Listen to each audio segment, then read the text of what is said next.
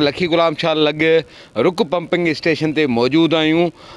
हिते जेका रुक पंपिंग स्टेशन ते 25 जेके मोटर आहिनि उहे नाकारा मुकमल तौर ते बणियल आहिनि ऐं जंहिं करे हिते जेको आहे सो हिन पंपिंग स्टेशन जे भर पासे में आसपास में जेको आहे सिम जो तमामु घणो जेको हिते पाणी बीठल आहे, जंहिं करे सिम जे हिन पाणीअ सबबु हितां जे जेका इलाइक़े जी ज़मीन आहे, ज़रई ज़मीन आहे, फ़सुलु आहे, उनखे तमामु घणो करोड़नि रुपयनि जो जेको फ़सुलु आहे उनखे नुक़सानु रसण जो पहुचण जो जेको ख़दशो आहे। जनरेटर जेके आहिनि हिते जनरेटर बि मुकमल तौर ते बंदि पियल आहिनि।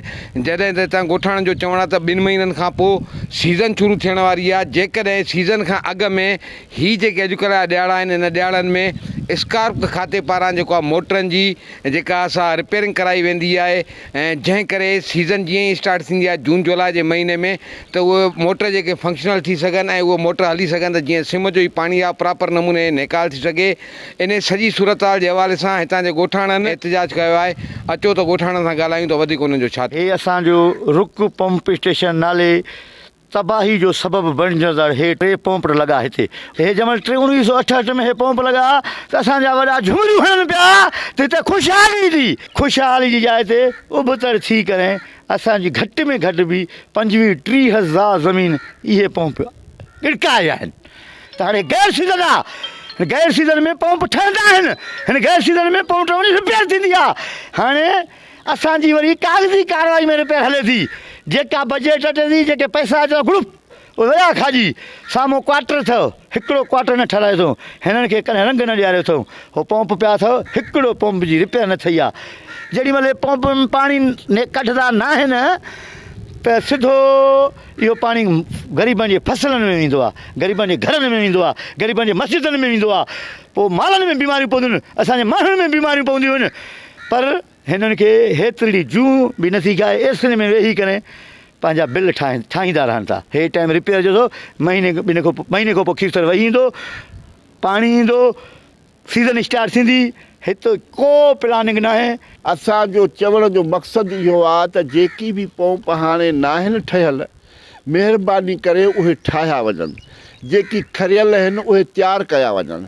असांजो असली मक़सदु इहो आहे। हाणे हिन महिल ताईं को तयार जा को कमु हले ई कोन थो। असांजा फसल ॿुॾी था वञनि, असांजूं पोखां ॿुॾी थी वञनि, असांजा अन्न कोन था थियनि, असां गुज़ारो कान्हूं कयूं, असांजा माल मरी था वञनि, कुझु बि नथो बचे असांजे लाइ। असांजे माण्हुनि में बीमारियूं पइजी थी वञनि, असांजे मालनि में बीमारियूं पइजी थी वञनि।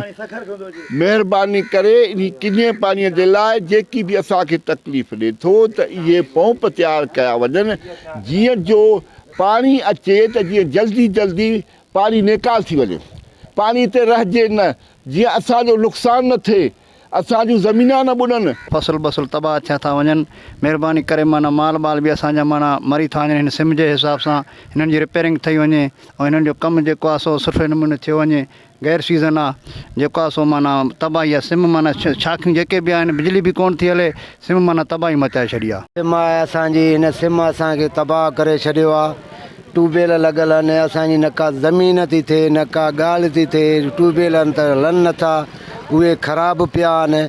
जेकी डीज़ल मिले थी उहा बि विकिणी खाई था वञनि।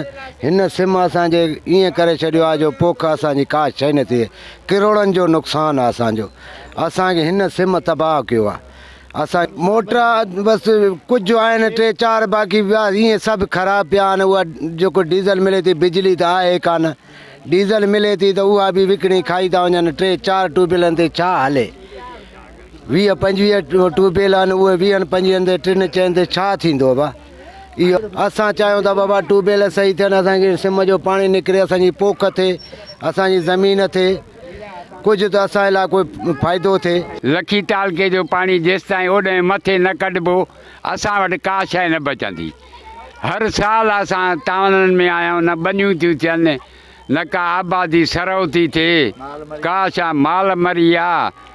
हे पाणी असां ज़ुल्म करे छॾियो। ज़ेब जोखियो, मेहरान टीवी न्यूज़, लखी गुलाम शाह।